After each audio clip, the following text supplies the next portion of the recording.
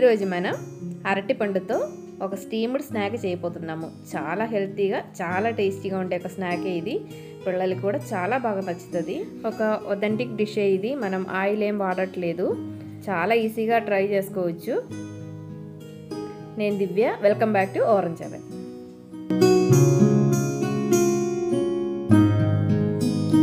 నేను ఇది రవ్వతో చేయబోతున్నాను. 250 ml కప్పులో 1 కప్పు, అలాగే 1/4 కప్పు కూడా రవ్వ తీసుకున్నాను. ఇది 1 కప్పు బెల్లంని 1.5 కప్పు వాటర్లో కరిగించి పెట్టుకున్నాను. ఇది ఇలాగా వడగట్టి దానిలోకి పోసుకోవాలి. ఒక హాఫ్ పోసిన తర్వాత మిక్స్ చేసి మళ్ళీ కావాలంటే ఇంకా పోసుకోవచ్చు. అలాగే 1 కప్పు కొబ్బరి తీసుకున్నాను. ఎండి కొబ్బరి అయినా పచ్చి కొబ్బరి అయినా తీసుకోవచ్చు. అలాగే రవ్వ బదులు గోధుమ పిండి అయినా బియ్య పిండి అయినా వాడుకోవచ్చు, ఏదైనా పర్వాలేదు. ఇలా మిక్స్ చేసినప్పుడు ఇలా థిక్గా ఉండకూడదు, ఎందుకంటే రవ్వ మళ్ళీ వాటర్ని అబ్జర్వ్ చేస్తుంది కాబట్టి ఇంకా కొంచెం లూజ్గానే కలిపి పెట్టుకోవాలి. ఒక 5 మినిట్స్ పక్కన పెట్టేసరికి బాగా వాటర్ని అబ్జర్వ్ చేసుకొని బాగా నానిపోయింది. అప్పుడు మనకి కరెక్ట్గా ఉండదు థిక్నెస్ అనేది. ఇప్పుడు ఒక చిన్న పీసు సొండియను, 2-3 ఇలాచీ, అలాగే 1 స్పూను జీలకర్ర బాగా క్రష్ చేసి దానిలోకి వేసుకోవాలి. మరీ పొడి చేయాల్సిన అవసరం ఏం లేదు, క్రష్ చేసి వేస్తే చాలు. ఇది కూడా మిక్స్ చేసిన తర్వాత పక్కన పెట్టాలి. ఇప్పుడు ఒక ప్యాన్ తీసుకొని దానిలోకి మంచిగా పండిన అరటిపండు ఒక 5 తీసుకున్నాను. మంచిగా పండింది అయితేనే టేస్ట్ బాగుంటాయి. ఇలా కట్ చేసి వేసుకోవాలి. దీనిలోకి ఒక 2 టీ స్పూన్ దాకా నెయ్యి వేసుకొని కొంచెం ఉడకనివ్వాలి, అంటే జస్ట్ ఫ్రై చేసుకోవాలి.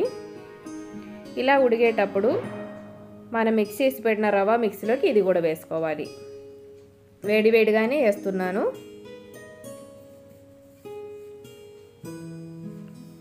ఇది బాగా మిక్స్ చేయాలి.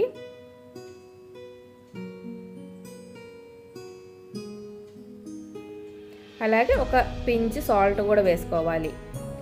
అంటే దీని టేస్ట్ని బ్యాలెన్స్ చేయడం కోసం కొంచెం ఒక పించ్ సాల్ట్ వేస్తే బాగుంటుంది. ఇది బాగా మిక్స్ చేయండి. ఇప్పుడు మనం అరటాకు తీసుకొని దానిలో చేయబోతున్నాం. ఇది స్టీమ్ చేయడానికి మామూలుగా ప్లేట్లో నెయ్యి రాసుకొని అలాగైనా చేసుకోవచ్చు, కానీ అరటాకులో చేస్తే అరటాకుది ఫ్లేవర్ కూడా కలిసి చాలా బాగుంటుంది. ఇదే స్నాక్ని మనం పనస పండుతో కూడా చేసుకోవచ్చు ఇలాగే. అది చాలా బాగుంటుంది ఫ్లేవర్ కూడా. ఇలాగా ప్యాక్ చేసుకోవాలి. పిండి ఓవర్గా లూజ్ అయిపోతే మనం ఇలా ప్యాక్ చేస్తే దాని లోపల ఉండదు. కొంచెం ఒకవేళ అలా లూజ్ అయిపోతే మనం ప్లేట్లోనే స్టీమ్ చేసుకోవచ్చు.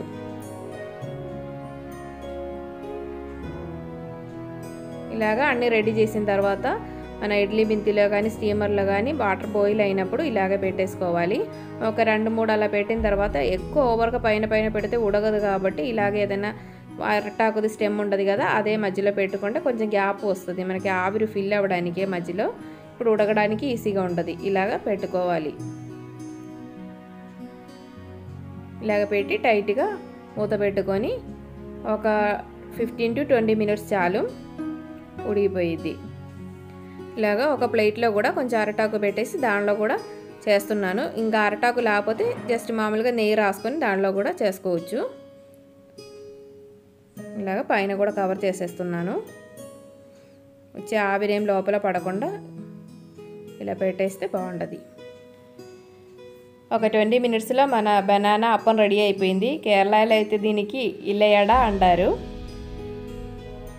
ఇది మరీ వేడిగా చూస్తే కొంచెం స్టిక్కీగా అనిపిస్తుంది, కొంచెం చల్లారితేనే చాలా పర్ఫెక్ట్గా వస్తాయి. ఇప్పుడు మనం ప్లేట్లో పెట్టేది కూడా పెట్టేద్దాము. అది కూడా ఒక 20 మినిట్స్ దాకా ఉడగాలి. ఇప్పుడు ఇది ఓపెన్ చేద్దాము. ఇది ఓపెన్ చేసేటప్పుడు చాలా మంచి ఫ్లేవర్ వస్తుంది. చూసారు కదా ఎంత పర్ఫెక్ట్గా ఉడిగిందో. అలాగే వేడివేడిగా ఉంది, అందుకే కొంచెం స్టిక్కీగా అనిపిస్తుంది. కొంచెం చల్లారితే చాలా బాగుంటుంది. ఇది చాలా సాఫ్ట్గానే ఉంటుంది. చూసారు కదా. అందరూ ఇలాగే ఒక్కసారి ట్రై చేసి చూడండి. మన ఇంటిలో బాగా పండిన బనానాస్ వేస్ట్ అయిపోతూ ఉంటుంది కదా, పిల్లలు తినరు కదా. ఇలాగ ట్రై చేస్తే అందరికి బాగా నచ్చుతుంది.